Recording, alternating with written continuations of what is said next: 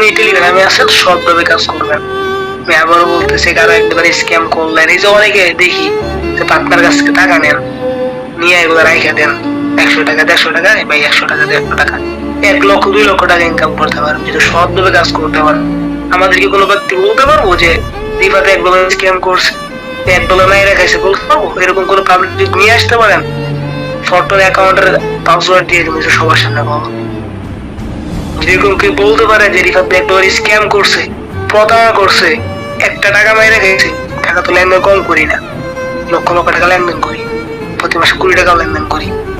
তো নিজের ভিতরে যতদিন আপনি সততা না রাখবেন, কতদিন আগাইতে পারবেন আপনি?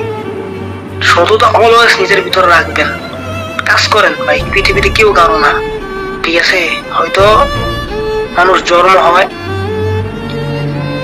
মা বাবাকে খুশি করার জন্য, আর কিছু মানুষ জন্ম হয় মা বাবার বিকৃত। আমি যদি আজকে বেকার থাকতাম, আমার যে ইনকামের কোনো সোর্স না থাকতো, আমার মা বাবা মানে বেকার, আমার নিয়ে অন্যরকম ভাবতো, ঠিক আছে? সো একটা বিষয় মাথায় রাখবেন, বাবা মা জন্ম দিয়ে কোনোদিন ভুল করে নাই, আপনাকে সুন্দর একটা জীবন দিয়েছে, এই জীবনটাকে ঠিকঠাক রাখার দায়িত্ব আপনার, উপভোগ করার দায়িত্ব আপনার। এই যে অনেকে মনে করেন যে তাদের জীবনের দাম নাই, সো জীবনের দাম আপনি জিজ্ঞাসা করেন যে ব্যক্তি হাসপাতালে বেডে শুয়ে আছে, ঠিক আছে, বাঁচার জন্য ছটফট করতেছে, তাকে যদি বলা হয় যে আপনাকে আমি 5 কোটি টাকা দিব, ঠিক আছে, 5 কোটি টাকা আপনাকে আমি দিব, আপনি কি চান? টাকা চান না লাইফ চান? সে কি বলবে যে আমি পান্তা ভাত খেয়ে হলেও আমি আমার লাইফটাকে চাই।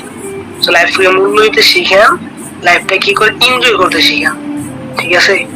এনজয় করতে শিখেন লাইফটাকে। ডিপ্রেশন এইটা ওইটা এগুলো করে লাভ নাই। পৃথিবীতে কেউ কারো জন্য আটকে থাকে না, ঠিক আছে? আপনার কারোর জন্য কারো পৃথিবী আটকে থাকে না।